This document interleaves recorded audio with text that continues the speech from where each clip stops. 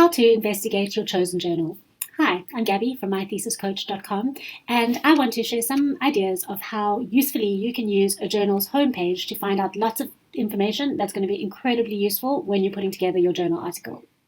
So, have a look over here. I've chosen a random journal, the Journal of Strategic Information Systems. Let's imagine I was going off to write an article for this journal. I decided that it was ideal. I checked the metrics. I checked who was writing for it. This is it. This is my dream journal. So I would call up the homepage on Google, and it'll look something like this. Now, there is lots of information to be mined on a homepage like this.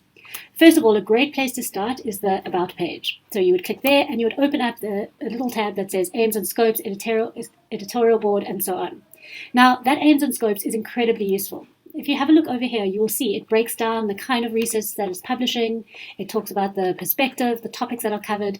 Now, this is great because if I was wanting to write for this journal, I could use this to make sure that I was tailoring my research to fit in with what it wanted.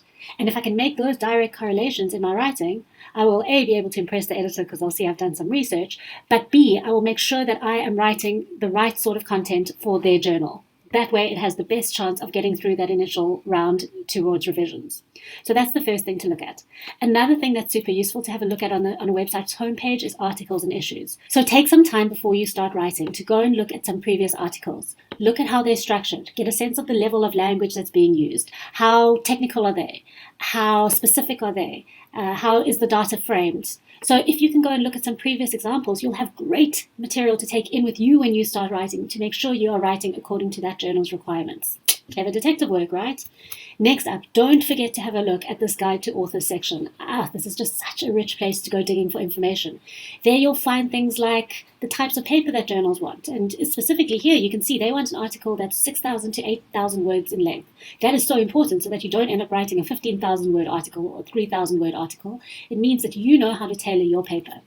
It gives you handy tips for exactly the kind of thing you need to make sure you're covering in your article.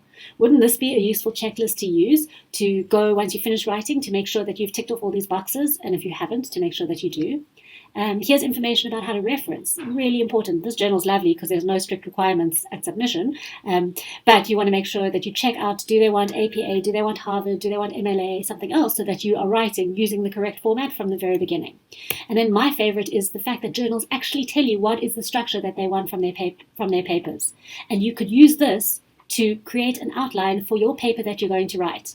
And if you know what the subheadings and headings are, you know how long it needs to be, you know what referencing system to use, you are doing so well in terms of making sure that you're fulfilling that journal's requirements. So there you have it. Journal homepages are incredible sites to go digging for useful information that you can use to make sure that your article that you write is as well targeted, directed, and put together to fulfill the requirements of your dream journal. Click subscribe to stay on top of the latest academic writing tips and tricks from My Thesis Coach, and I will see you next time. Bye-bye.